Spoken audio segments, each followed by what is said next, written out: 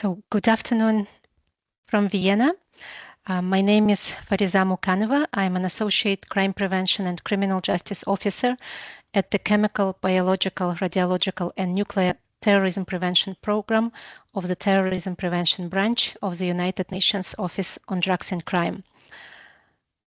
I'm pleased to welcome you all to today's webinar, the seventh in a series of 10 webinars on key aspects of the International Convention for the Suppression of Acts of Nuclear Terrorism, otherwise known as ICSANT.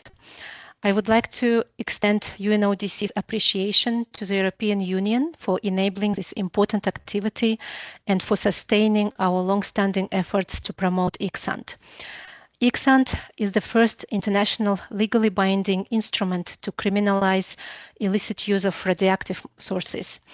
The Convention enables states parties to prevent, investigate, prosecute, and adjudicate certain unlawful and intentional conduct involving nuclear or other radioactive material, devices, or nuclear facilities while ensuring respect for human rights and the rule of law. ICSANT also provides effective mechanisms to enhance international cooperation in preventing and responding to such crimes. And that will be the focus of today's webinar. We will discuss international cooperation provisions under ICSANT, in particular its point of contact mechanism as set out in Article 7, Paragraph 4 of the Convention. Article 7, Paragraph 4 of ICSANT requires states parties to designate competent authorities and liaison points responsible for sending and receiving information relevant to the Convention. And since 2024, UNODC has been assisting states to fulfill their obligation under this article and to designate their points of contact for ICSANT through, and we have done it through a dedicated and tailored campaign, also funded by the European Union.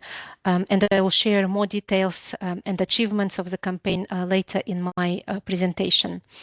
For today's discussion, I'm joined by ICSANT points of contact of Montenegro, Serbia, Thailand, and Uruguay, whom I will introduce shortly.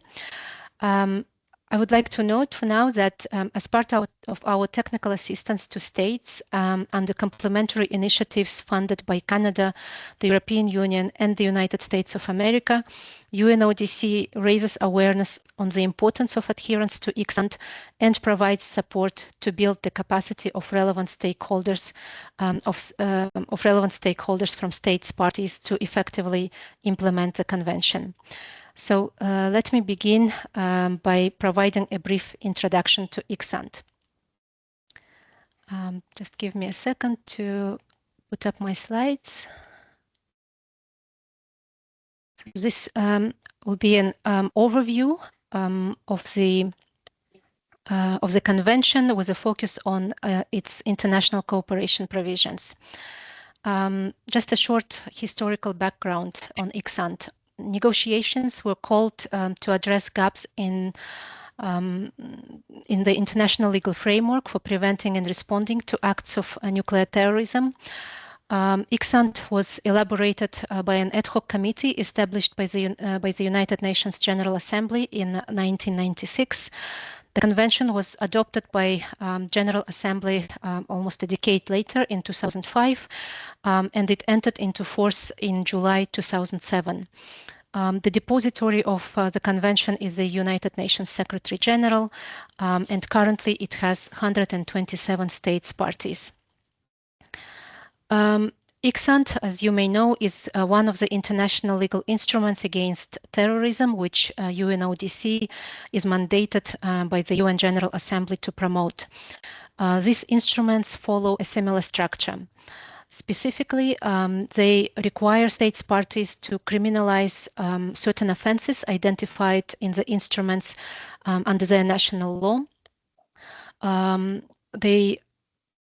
The instruments establish instances of jurisdiction, both mandatory and optional.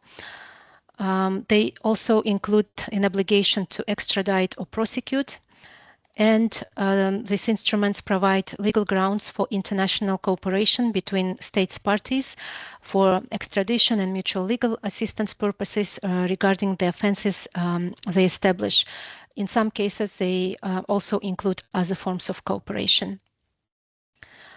Now, in terms of the scope of application of ICSANT, it should be noted that the convention is limited to offenses that have a transnational element.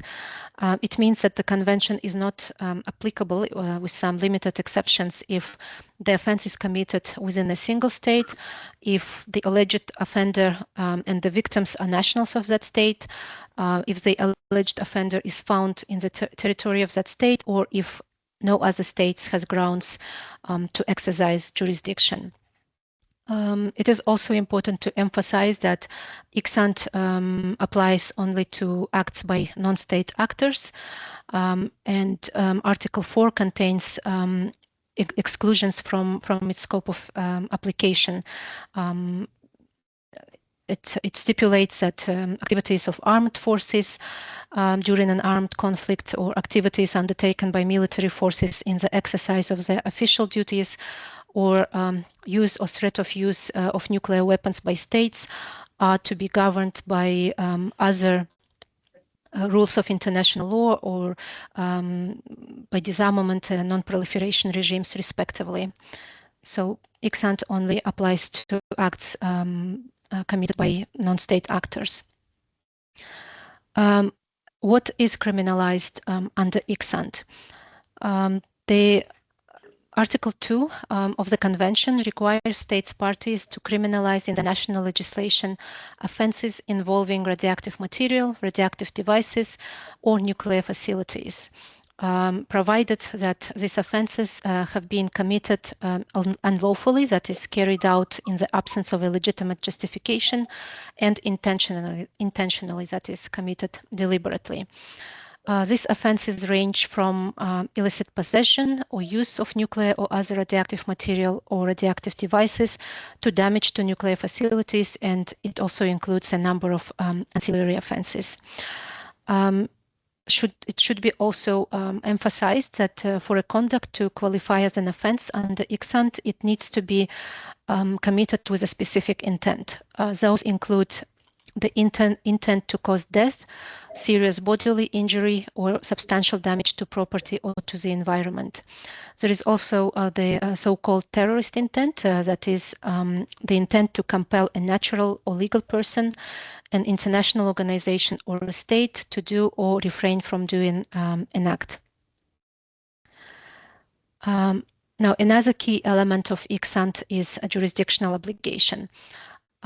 Pursuant to Article 9 of the Convention, states parties are required to establish jurisdiction over the Convention offenses, specifically instances of mandatory jurisdiction as based on territoriality or active nationality principle, as well as some cases of optional jurisdiction. Further, the Convention stipulates that the state party in which the alleged offender is present shall either extradite the alleged perpetrator to another state party that claims jurisdiction over the offense, or prosecute the alleged offender. That is the extradite or prosecute principle. These obligations on jurisdiction and on prosecution and extradition aim to allow that as many states parties as possible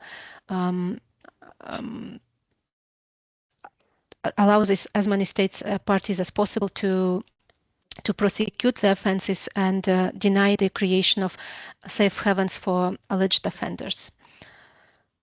Now, let's look in a bit more detail into international cooperation provisions of ICSANT. As mentioned, ICSANT facilitates international cooperation in criminal matters, providing legal grounds for extradition, mutual legal assistance, and the exchange of information on convention offenses, among other forms of cooperation. And these provisions are crucial given the transnational nature of crimes that fall under the scope of application of ICSANT. I already mentioned the extradite or prosecute obligation under ICSANT, and further the convention under Article 13 stipulates that offences under ICSANT shall be deemed extraditable offences in all existing and future extradition treaties among states parties. If there are no extradition treaties between states parties, then ICSANT may be considered as a legal basis for extradition in respect to the offences set forth in the convention. Also mentioned mutual legal assistance. The convention provides legal grounds for these purposes. Specifically, Article 14 mandates states parties to afford one another the greatest measure of assistance in connection with investigations or criminal or extradition proceedings in relation to offences set forth in Article 2 of the Convention. ICSANT also provides a strong international cooperation framework for preventive measures and post-crisis situations, including a framework for requesting international assistance from other states parties or relevant international organizations such as the International Atomic Energy Agency, to ensure the security and safety of the radioactive material, facilities or devices seized following the commission of an offense. Now I would like to go in a bit more detail on of the provisions of Article 7 of ICSANT, which requires states parties to in paragraph 1 requires states parties to cooperate by taking all practicable measures for preventing and countering preparations for the commission of offences inside or outside of their territories. The convention in paragraph 1b facilitates exchange of information and provision of evidence to prevent, detect, suppress, and investigate offences and institute criminal or extradition proceedings.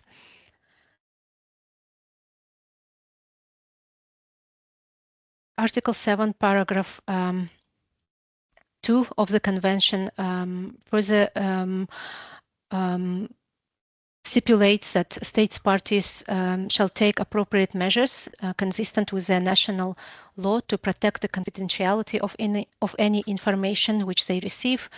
And I should note that the Convention does not require states parties to provide any information which they are not permitted to share pursuant to national law, or which would jeopardize the security of the state or the physical protection of nuclear material. And the Article 7, paragraph 4, which I mentioned in my introductory remarks,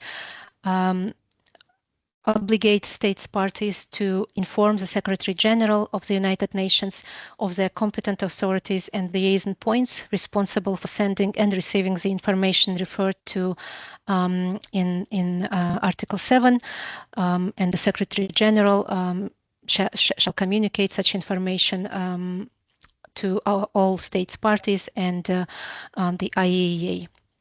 So since 2024, since 2022, apologies, UNODC has been in charge of receiving and disseminating notifications made by state parties pursuant to Article 7.4.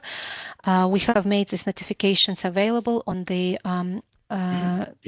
European Union funded ICSANT website, and this information is regularly updated. Now, I also mentioned earlier about a campaign that we launched in 2024. It aimed to address the gap in low level of designations of competent authorities and liaison points by states parties. So in 2024, there were only 24 states parties had existing points of contact, designations of points of contact, and we we are still continuing with this campaign, and as of today,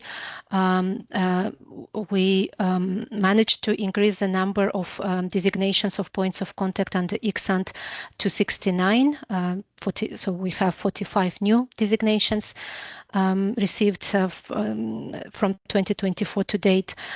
And in March, we convened first ever meeting of ICSANT points of contact here in Vienna. That meeting was very well attended. It brought together 48 states parties and provided an informal platform for national points of contact to share their national experiences, good practices, as well as to discuss challenges that they face in when performing their functions as ICSANT POCs. And we will hear today from some of the points of contact who also attended this meeting. And this is just a snapshot of the web page with the information on point of contact, on national points of contact on our website. You can. I invite you to check the website and to see if your country have already designated a POC.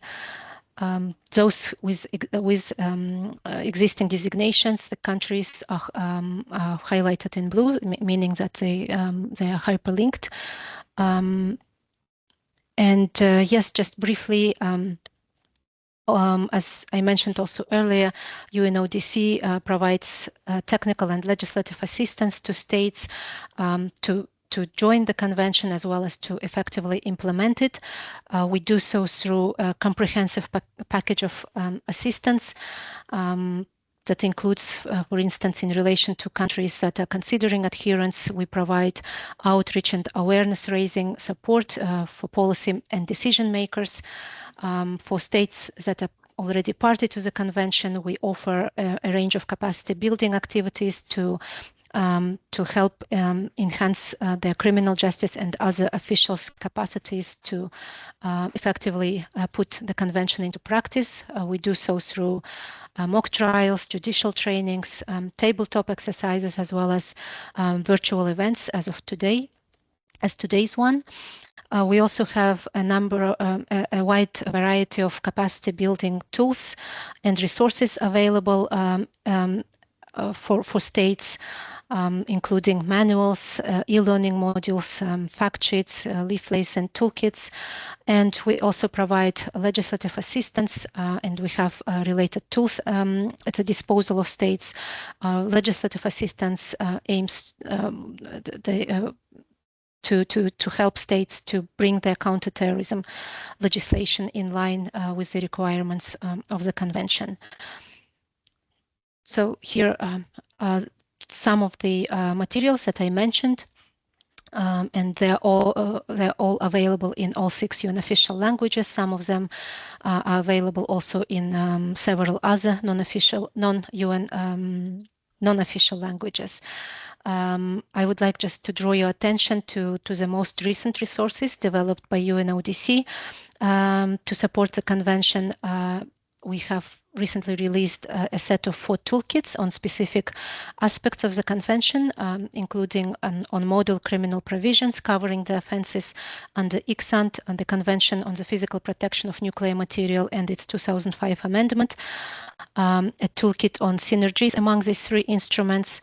There is another toolkit on jurisdictional aspects of ICSANT, as well as a toolkit on complementarity between ICSANT and UN Security Council Resolution 1540 on non-proliferation of weapons of mass destruction by non-state actors.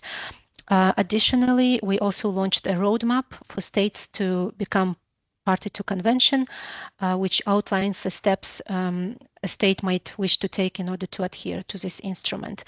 All of these resources are available on our ICSANT website, which is a repository of all resources and information on ICSANT, available in all 6 UN official languages, and which we keep regularly updated. So I encourage and invite you to visit our website for any requests of assistance or for any further information. Please reach out to us by email. So this was a brief overview of ICSANT. Let me stop sharing my screen.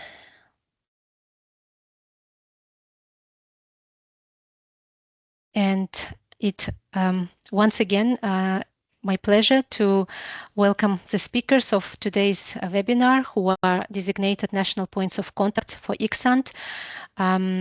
First, I would like to introduce Ms. Tamara Djurovic, who is the head of the Department for Ionizing and Non-Ionizing Radiation, Nuclear and Radiation Safety and Security in the Directorate for Ecology of the Ministry of Ecology, Sustainable Development and Northern Region Development of Montenegro.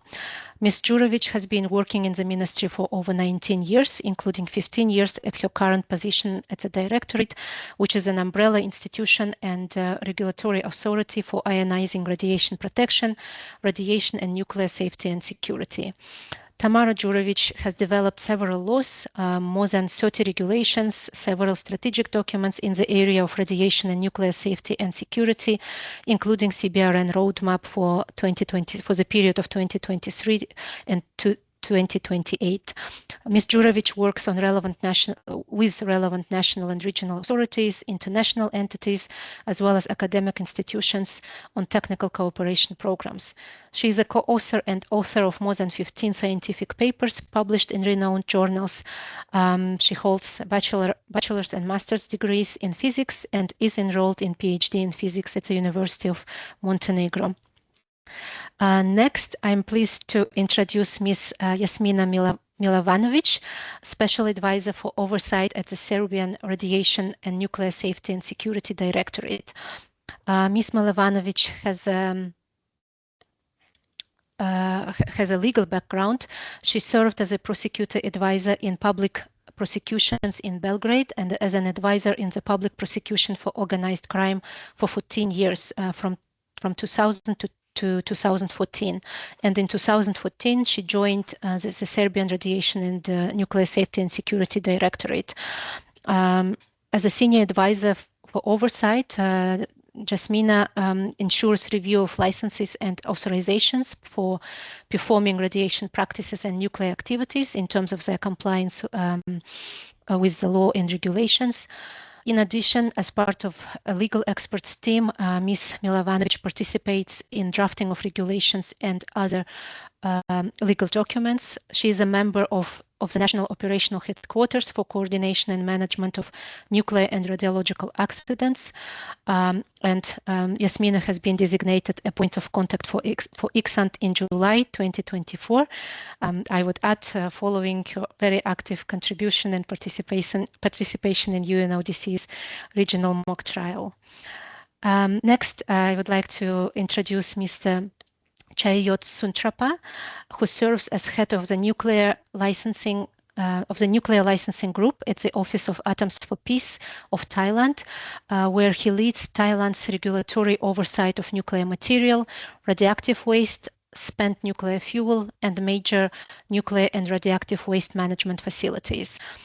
Mr. Suntrapa plays a key role in strengthening Thailand's nuclear regulatory framework, including contributing to the drafting of national nuclear laws and regulations. Chayot Suntrapa holds a PhD in mechanical engineering from the University of Nevada, Las Vegas, and 2 master's degrees in nuclear science and engineering and material science and engineering from MIT, the United States of America. Last but not least, I'm also pleased to introduce Mr. Walter Amorin, who is a police intelligence officer at the Counterterrorism and External Liaison Department of the Ministry of Interior of Uruguay. Mr. Amorin holds a bachelor's degree in security and public order and is a certified criminal analyst. Walter Amorin also serves as a tutor at the National Police Academy of Uruguay. So we are very pleased to have you join us for today's discussions. I would like to note that the format of the webinar will not allow for Q&A session, but if participants will have any questions or any feedback, please email them to us by email to unodc-icsant@un.org, and we will get back to you also by email. With this, I'm pleased to give the floor to the experts.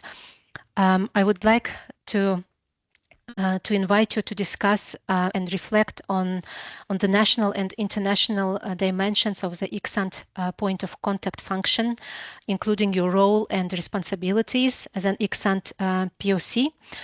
Please also share what types of situations would most likely trigger your involvement in the context of Article 7.4 of the Convention, which national stakeholders would need to be engaged in those situations.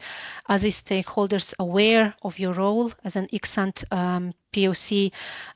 What coordination and communication mechanisms are in place, and what challenges or gaps exist in this regard? So if you can reflect on these points, I will start with Tamara and give the floor to her. Tamara, please. Thank you so much. Just a moment to share the slide. Of course.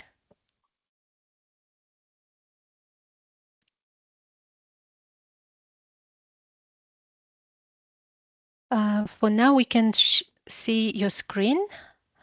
You can see it? Not the presentation, but okay. Yeah. Just a moment. Let me just. Okay. Now, sorry. No problem. My screen is full. Yes. Always. Now it's on. It's all working. It's all working? Yes. Okay. Okay, let me just switch like this. Do you see this? Yes. Do you see the changes? Yes, great. All good. Yes, so let's then start.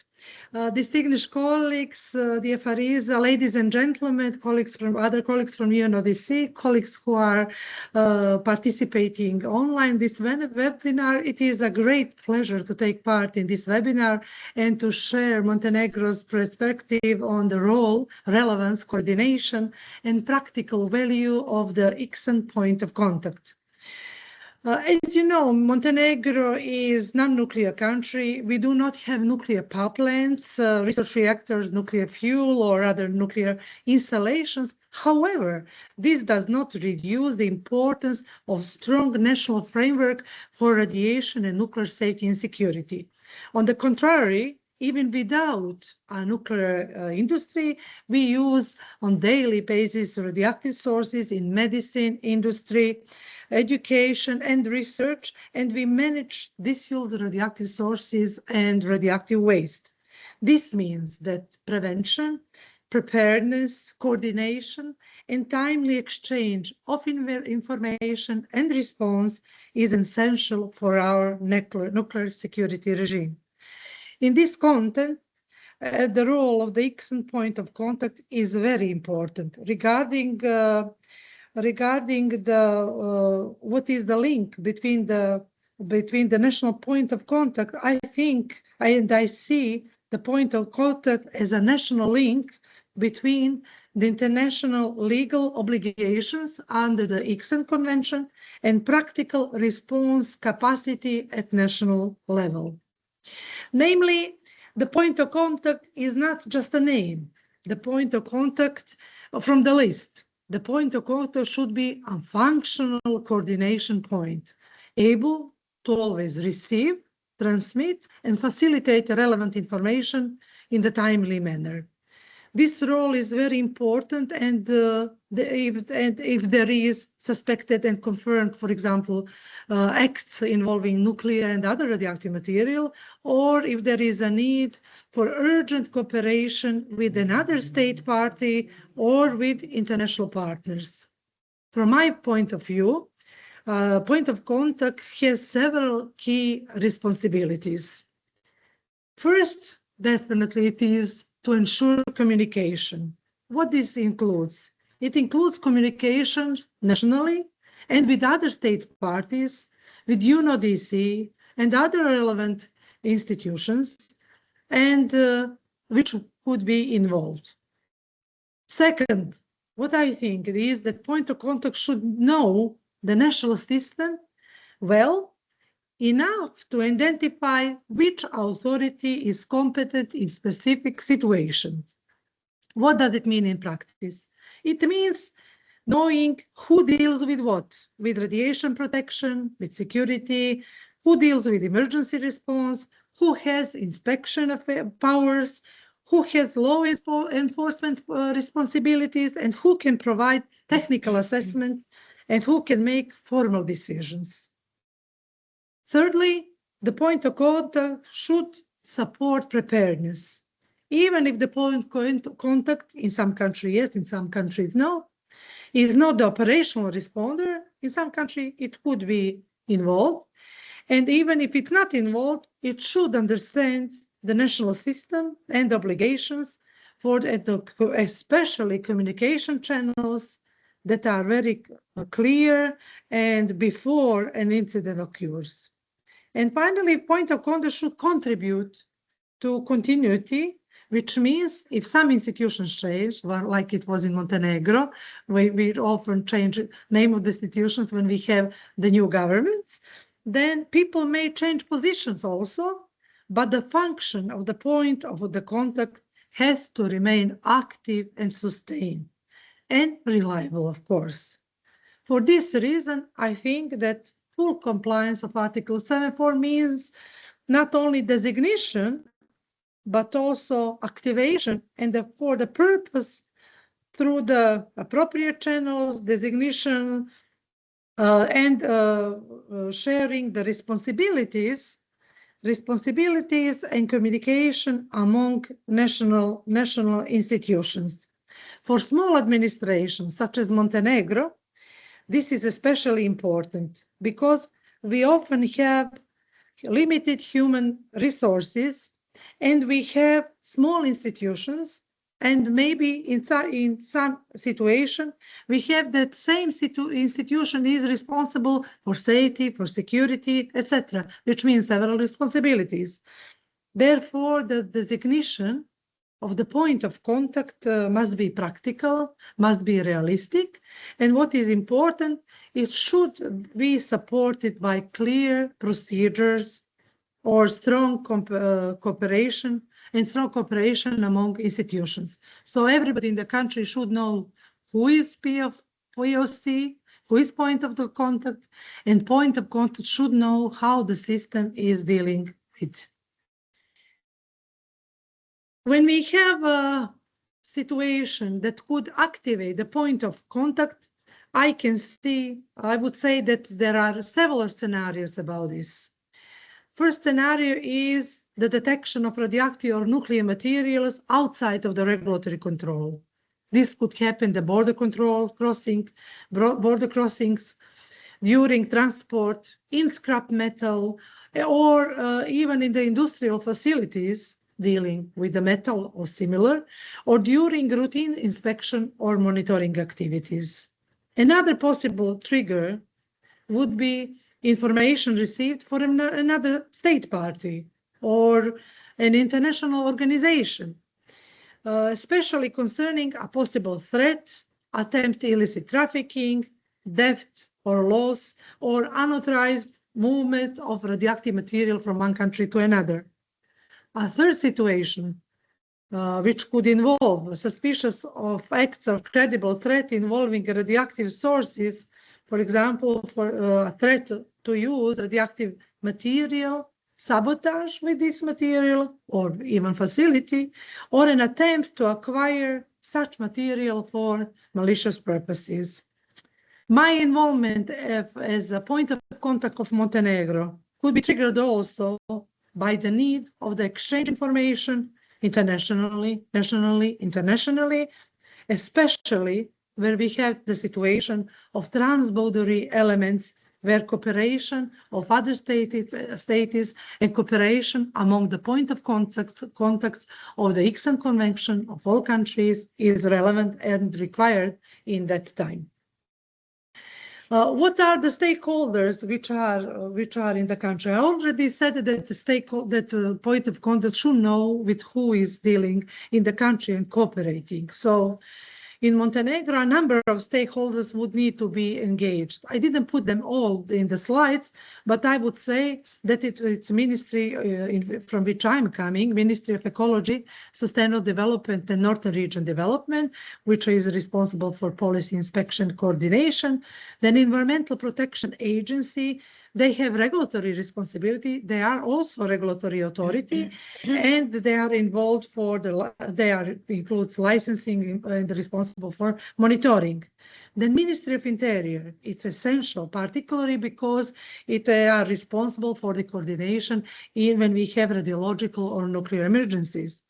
Law enforcement institutions such as Police Directorate, Customs Administration, Prosecutor Office, Forensic Centers, National Security Agency.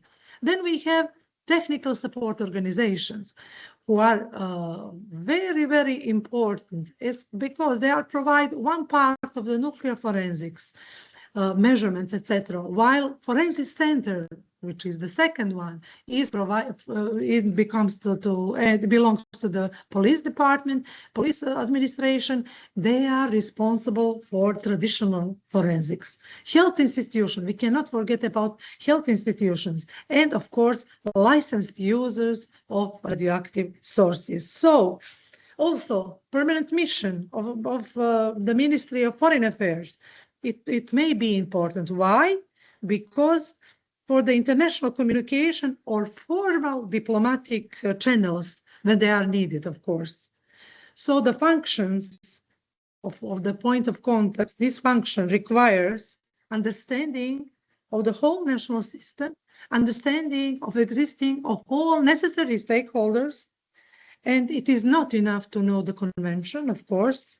The point of contact must also know how the national chain of communication works in practice, with which institution and on which way, because we have situations that sometimes the data are classified, and it is important to know this situation, how to deal in these situations. So regarding awareness and coordination, I must say that as the ICSANT point of contact role, I can see that that mechanisms exist and should be also developed and upgraded. I would say that awareness exists among the main institutions dealing with radiation, nuclear safety and security in Montenegro. However, I think that this awareness should be continuously strengthened. In many countries, including small administrations like Montenegro is, stakeholders are familiar with their own mandates, but not always they are not familiar who is the point of contact and the specific roles which point of contact has. This is why regular information sharing is important. In Montenegro, coordination already exists through several national mechanisms, such as Fariza, you mentioned this roadmap, which was roadmap prevention, detection, suppression, and protection of CBRN threats and risks for the period 2023-2028. There is a coordination body established by the government of Montenegro, who is responsible for the overview of the implementation of this important document for our country. Then INSSP, which is Integrated Nuclear Security Sustainability Plan, which we have in Montenegro, and currently we developed a new one, and soon, of course, will be adopted. These mechanisms, as are CBRN teams as well, all these mechanisms. And the one I forgot to mention, just one mechanism more that Montenegro will establish in the future. We already start this process. We will establish National Security Committee in order to strengthen and to share more information and on efficient sharing information among national institutions. These mechanisms provide a useful basis for communication, so with all national stakeholders. So from the perspective of the point of ICSANT, it would be useful that we further strengthen this role and through the establishment of this committee in Montenegro in this case. What I can see as one more practical mechanism is preparation or short national contact list for different responsibilities or some national protocol, or even if we needed to sign the national protocol.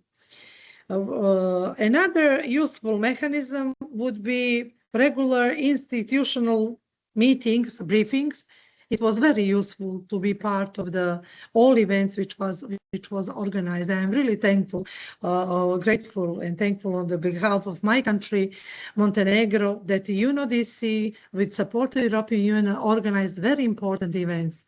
2 events in Vienna and 1 event in related to mock trial in Tirana. I was participating with the other members of the delegation of Montenegro. It was also great mechanism that we have opportunity to how shall I say, exercise communication among national responsible authorities at some regional event. It was also the case when it was a platform where we established and enhanced our regional cooperation as well.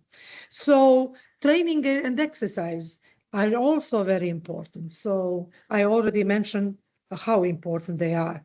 So what would be the main message here is that point of contact role should be visible inside the national system. And if a relevant situation occurs, stakeholders should not asking who is responsible for what. So they should already know who the point of contact is and how to reach that person and that institutions. Regarding the coordination mechanism which are in place and remaining, besides that we have coordination mechanism in place, there are also remaining challenging gaps. So Montenegro has a number of mechanisms and support. Our institutional framework includes, I already said, Ministry, Environmental Protection Agency as two leading regulatory authority in this area. However, I need to highlight this, how it is important to have the legal base established.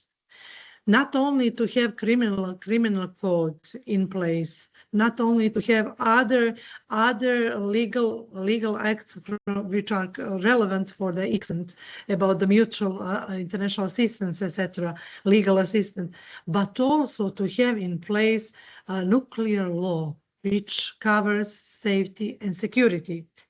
Montenegro recently, in 2024, actually adopted the new law on ionizing radiation protection, radiation, nuclear safety and security. And Montenegro, with that, set up rules and obligations in the field of nuclear security, starting from the title and through the whole law. We are very proud that we use all the benefits from participation at the meeting of the UNODC, organized by the UNODC and the International Atomic Energy Agency, to enhance our knowledge and to enhance the regulatory framework in our country, in this case, this new law. Montenegro also uses international systems and platforms, such as participation in the Nuclear Security Guidance Committee and other important instruments like CPPNM, amendment to the CPPNM, etc. And not only in security, but also safety, safeguards, liability, and verification. So Tamara, Montenegro, yes, please. Sorry to interrupt, but if you can wrap up in about a minute, that would be great. Yeah, I can do this. So this strong foundation have challenges, remaining challenges. On this slide, you can see what our challenges are. It is, of course, about limited specialized human resources, need to complete bylaws on the law, need for faster clarity on who informs, decides, assess, and communicate, etc. And of course, I can say that protocol could define the role of contact, identify key national stakeholders, and establish and clarify communication channels for the urgent and non-urgent situations. So as you can see, strengthening the existing instrument, do not create a parallel one. Use what we have and upgrade what is missing. And finally, to conclude my presentation, I would like to emphasize that the value of the ICSANT point of contact is not only in formal compliance. The real value is in preparedness, in trust, and timely cooperation and exchange of information. A well-supported POC, point of contact, can help to ensure that information reaches the right people quickly. The national institutions, in a coordinated way, and Montenegro can cooperate effectively with other state parties and international partners, of course. For Montenegro as a non-nuclear country, but country with full commitment to the radiation, nuclear safety and security, the ICSANT and the ICSANT point of contact network and all the activities performed by the United Nations Office of Drugs and Crime, it is so important to be prepared for prevention, detection, response, and to strengthen international cooperation and especially regional cooperation. With those words, I would like to thank you for the opportunity to speak about the role of the point of contact of Montenegro and how we see or how I see this role. Thank you once again. Thank you, Tamara, now for very comprehensive presentation and discussing not only your role as a POC and the coordination mechanisms, but also reflecting on existing gaps and discussing some possible ways to address them. Thank you. Now I would like to give the floor to Jasmina Milovanovic from Serbia.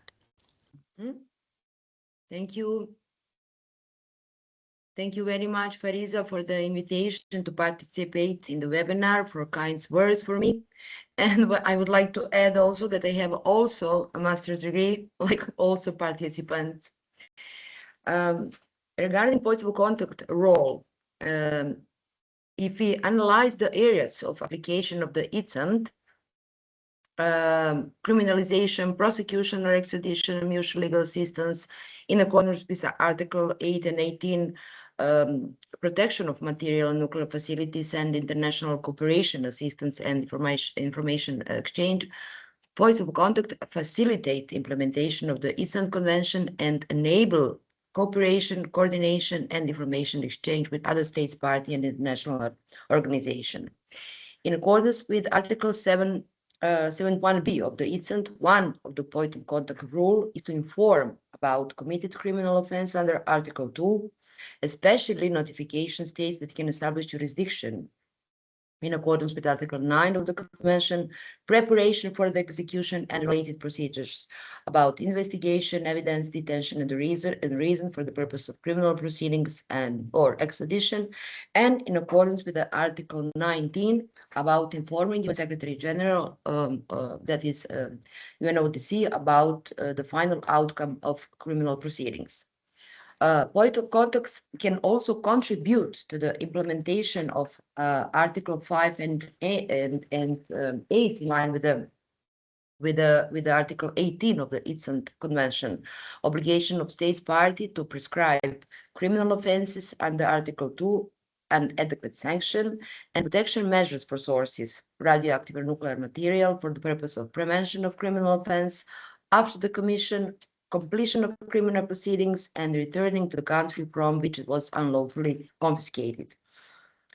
In which way the point of contact can contribute to the participation in the preparation of legislation and regulation, documentation for export, connection with the other point of contact from other countries, in order to, for example, check transport security plan, whether the protection measures are in place or not, especially for nuclear material in accordance with Annex A CPPN Amendment Convention.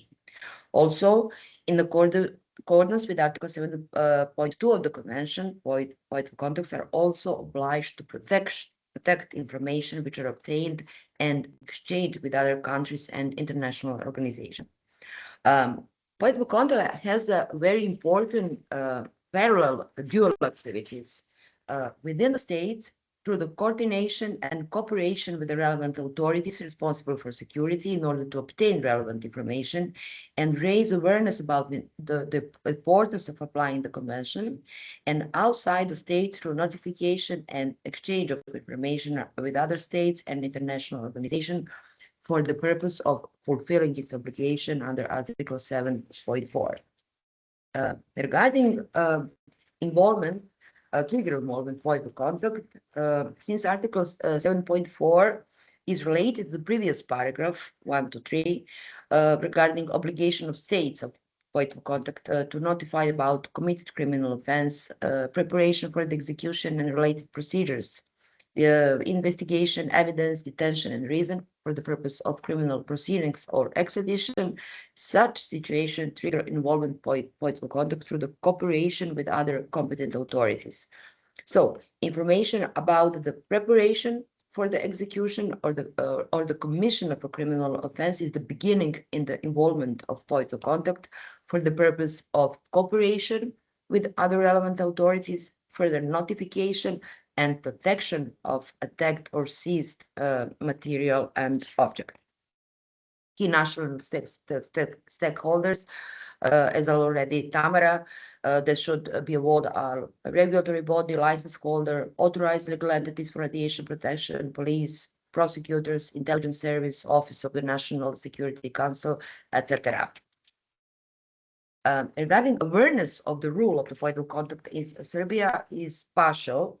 It should be developed. In general, nuclear field in Republic of Serbia is developing. After 35 years, in 2024, the law banning the construction of nuclear power plant was repealed. And why is this important in Serbia? Because that law was adopted in 1989, which resulted in the break in the development of nuclear field and program in education, national capacities, awareness about the importance of the implementation on international agreements related to the nuclear field. However, such situation is changing. With the repeal of the law, Serbia embarked on a nuclear program development.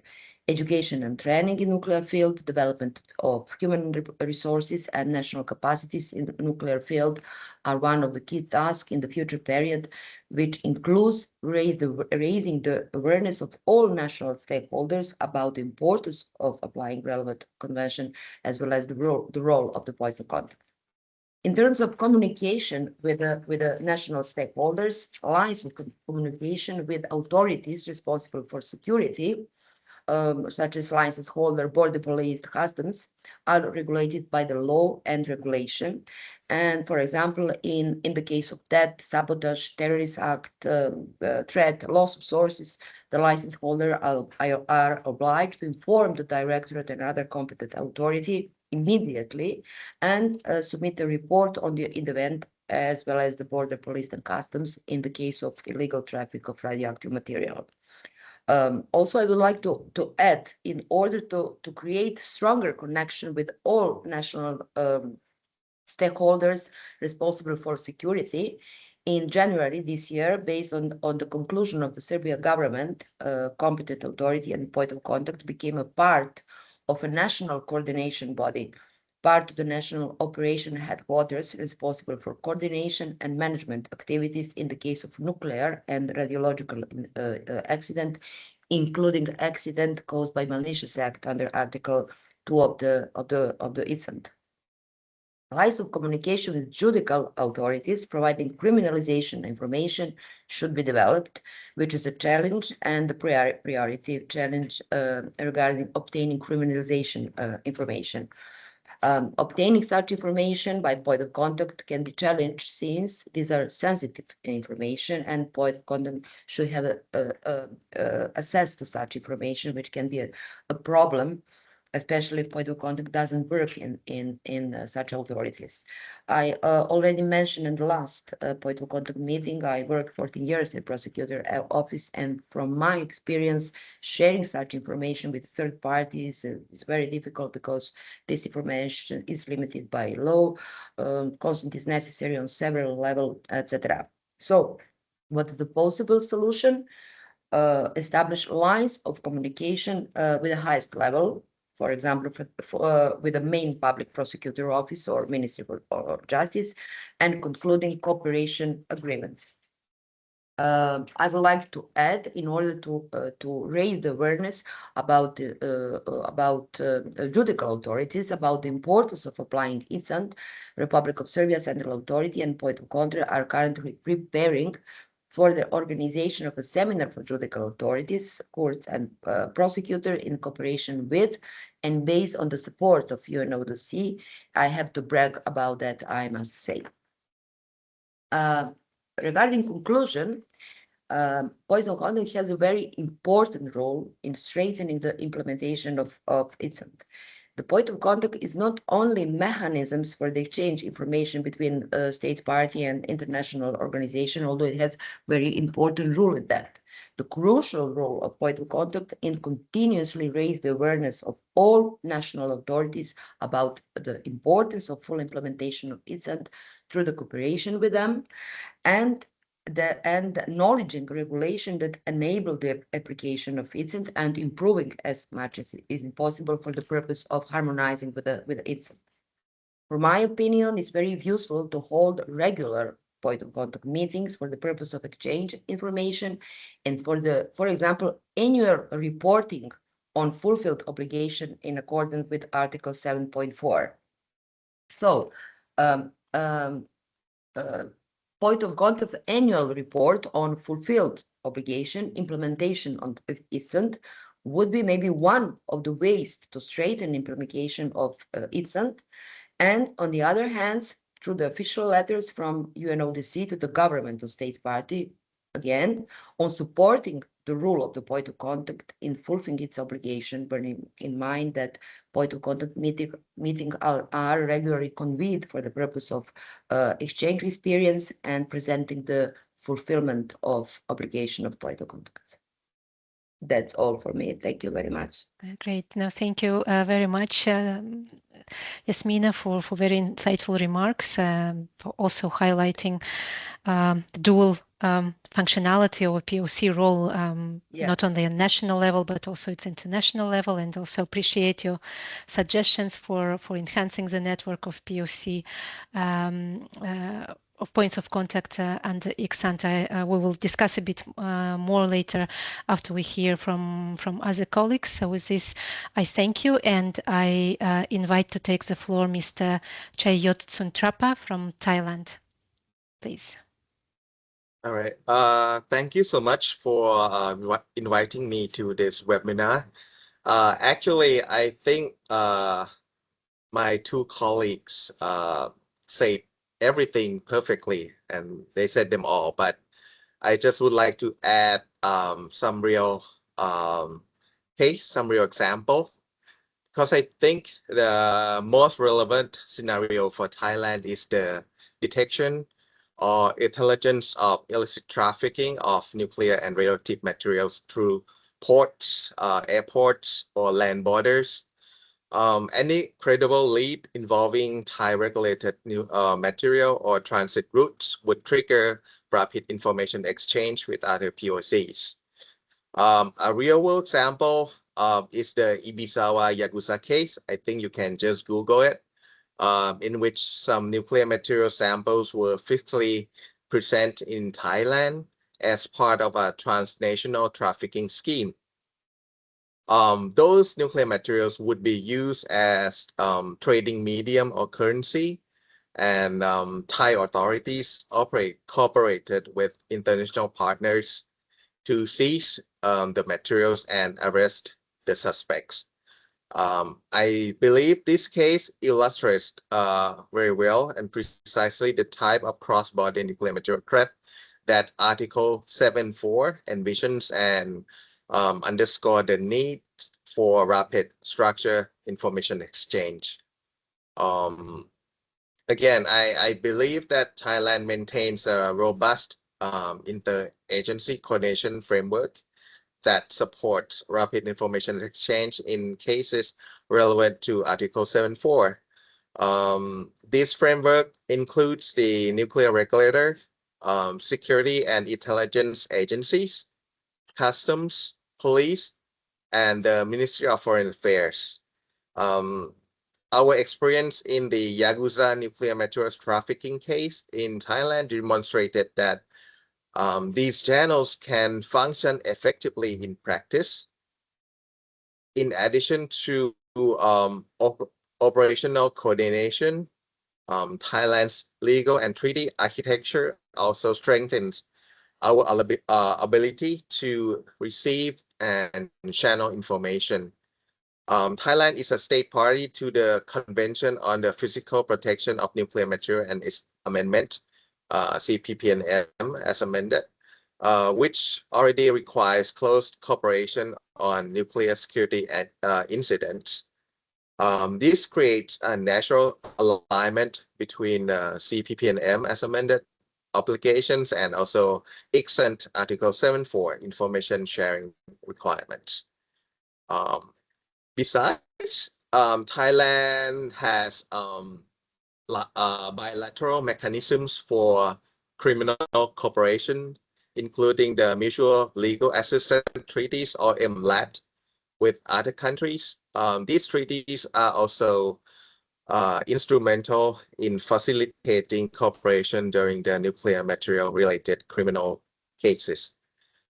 Domestically, the Mutual Legal Assistance in Criminal Matters Act of 1992. This also provides the legal basis for receiving, processing, and transmitting requests for assistance, including those involving nuclear-related crimes. While these mechanisms function well, I think we should recognize the value of developing a formal standard operating procedures or SOP, specifically referencing the ICSANT Article 7.4. Such an SOP would ensure that any discovery of nuclear or radioactive material, whether through law enforcement, intelligence, or border control, automatically triggers structured communication with relevant national stakeholders and with other ICSANT POCs. This would help ensure speed, clarity, and consistency in future cases. So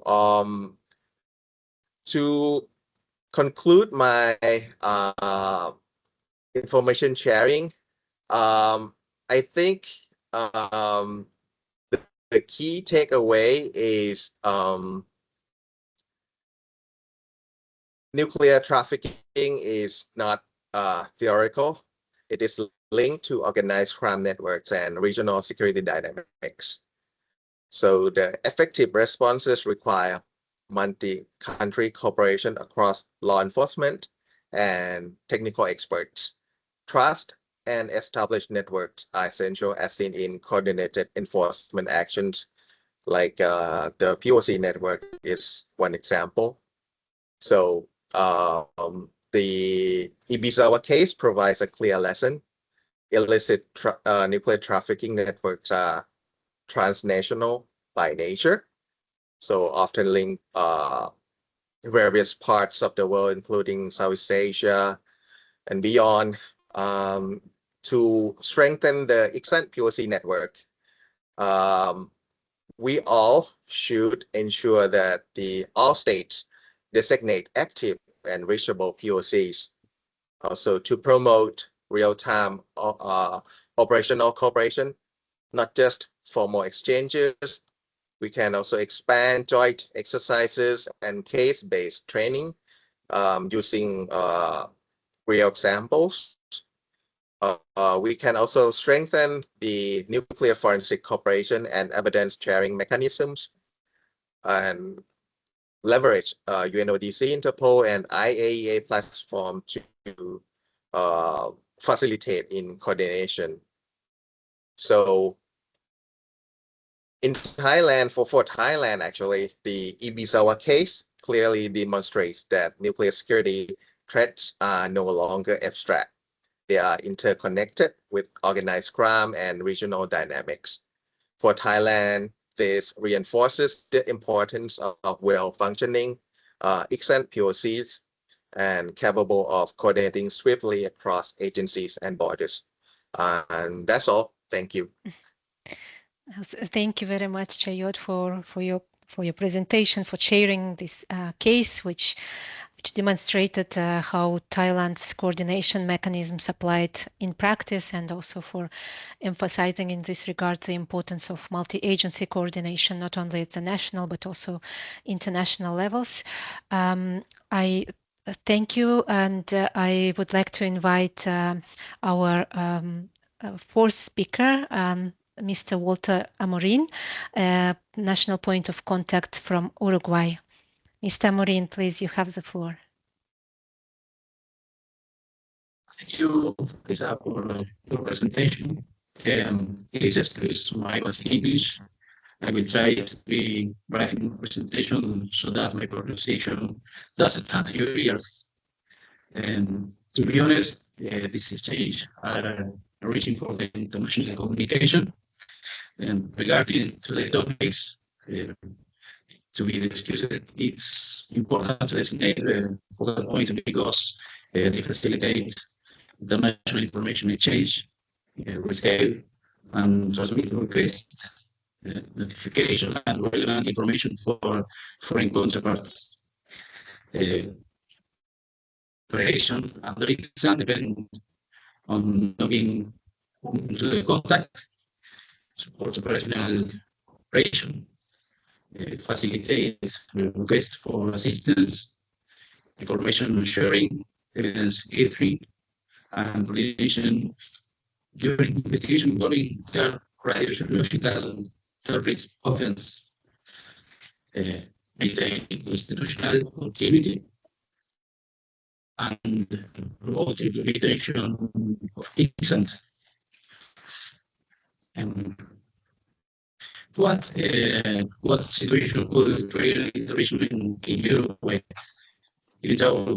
Walter, I'm sorry to interrupt, but it seems that the audio is a bit poor on our side.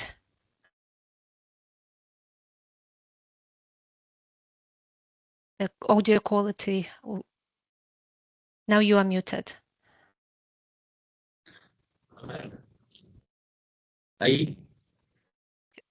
Yes, it's still a bit poor.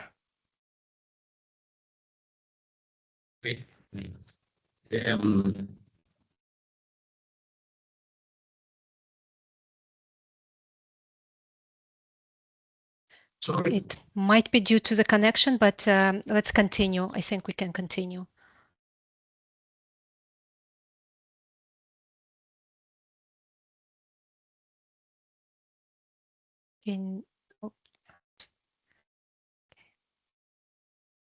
Okay, I'm afraid that Walter has disconnected. I think the connectivity was a bit problematic on his side. So maybe while he will be reconnecting, some of you have already touched upon the and reflected on your participation and some key takeaways from the point of contact meeting. And I just would like to, I know we are also a bit behind the time we allocated for the discussions, but I would like just to pose this as a follow-up question regarding the POC meetings that we held in March. So reflecting on your participation, why do you think it is important to convene such meetings regularly? How can both UNODC and states parties further strengthen the POC network, including to promote full compliance with the obligation under Article 7.4 of ICSANT? So if you have any additional thoughts or remarks to share in this regard, I would welcome while we have Walter reconnecting. Anyone would like to take and provide any further remarks?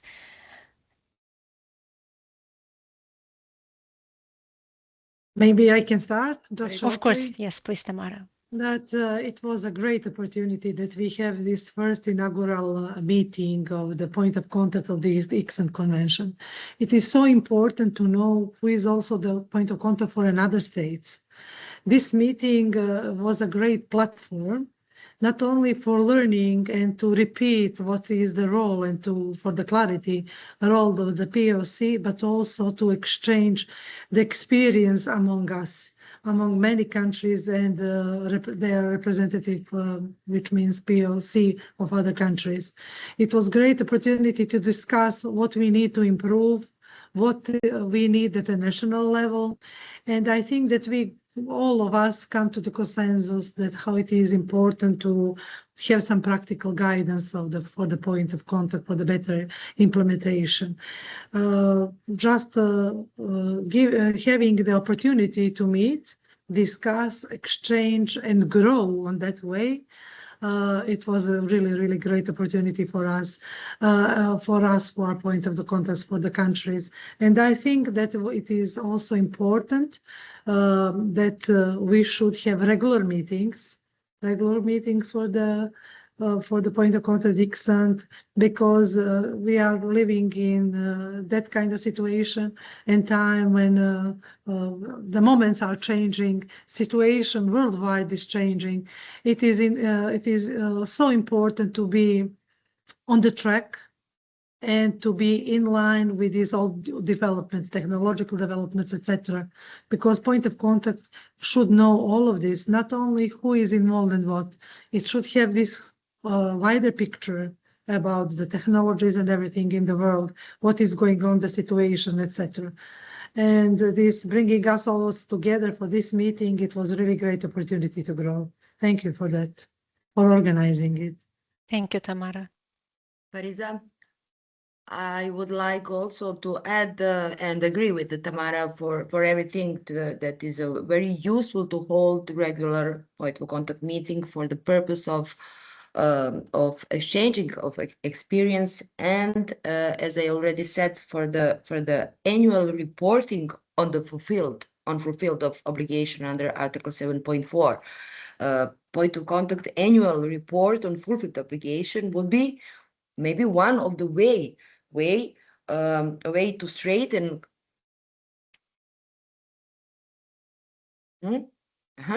one of the way on the straightening ICSANT, and maybe as a way of putting pressure on state to supporting the rule of the point of contact and designate this function in country. Thank you for such a suggestion, which we take note of. Maybe I'll add some more. Of course. Actually, I agree with my two colleagues. I think a follow-up meeting within 2 or 3 years would help maintain momentum, share progress, and strengthen the POC network. Regular engagement similar to the annual CPPNM POC meeting. I think it would help to keep communication channels active and operationally ready. I believe that the regular meetings are critical to maintain readiness and relationships among POCs, and we can share lessons learned from real cases or any problems regarding the ICSANT, and also to ensure consistent interpretation of the ICSANT obligations, just in case anyone have any trouble or problem interpreting the obligations under the ICSANT. Thank you. Thank you. No, thank you very much. Unfortunately, I don't see our colleague from Uruguay rejoining. Probably his technical issues persisted, but I hope we'll be able to hear from him at another opportunity on another webinars. This brings us towards the end of our discussion. I would once again like to thank the experts for their time today to share their insights and perspectives on ICSANT as points of contact for the convention and in general for your commitment to promoting ICSANT. I would like to also thank the audience for joining us today. We welcome your feedback and any questions. You can forward them to us by email. Lastly, I would like to thank the European Union for its financial support to UNODC, which make events like today's webinar possible. To our online audience, stay tuned for our next events in the webinar series. I apologize for the echo. My colleague in the office having some technical issues as well. So on Tuesday, 16 June, we will host a webinar that will also look at the international cooperation aspects of ICSANT, and we will particularly discuss the role of the International Atomic Energy Agency under ICSANT and the relevant assistance that the agency can provide to states parties to the convention. On Thursday, 18 June, we will have a discussion on the human rights provisions of ICSANT with the United Nations Special Rapporteur on the promotion of and protection of human rights and fundamental freedoms while countering terrorism, Professor Ben Sol. And we will conclude our series of webinars with an event on jurisdictional aspects of ICSANT that will take place on Monday, 22nd June, and will feature Professor Patrick Kinnon of the University of Illinois College of Law from United States of America. We look forward to your attendance at these upcoming webinars as well, and I also encourage you to share them with your colleagues and networks. I believe you have received the link for registration to this for these events. And again, just to remind that for more information on UNODC's efforts to promote universalization and effective implementation of ICSANT, please visit our dedicated ICSANT website. Thank you once again, and with that, I will close the virtual event. Thank you. Thank you so much. Thank you.